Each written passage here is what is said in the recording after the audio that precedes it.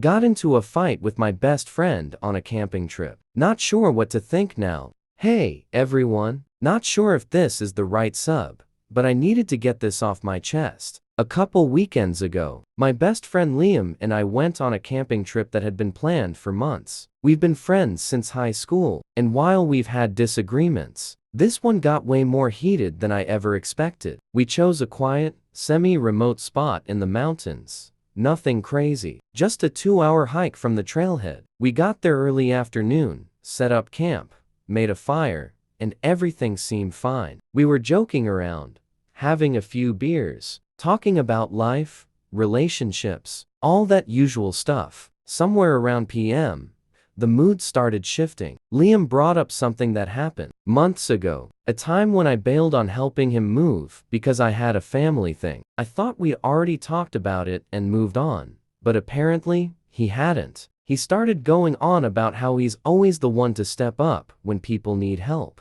and how I always flake. I was kind of shocked. I didn't realize he saw me that way. I tried to keep it calm, but I ended up snapping back, saying something like, "Sorry, I don't schedule my life around your moving days." Not my proudest moment. Things escalated, voices raised. At one point, he threw his beer into the fire and stood up like he was ready to fight. I stood up too. There was this awful silence, like we both knew we could actually come to blows. But then he just muttered, "Forget it," and stormed off into the woods. I thought he'd just cool off and come back, but 30 minutes passed. Then an hour. I started getting worried. I yelled for him, even grabbed a flashlight and started walking the trail, calling his name. Just when I was seriously considering packing up and finding a ranger, he came back soaking wet and scraped up. He tried to take a shortcut and fallen into a creek. We didn't talk much the rest of the night, just dried him off,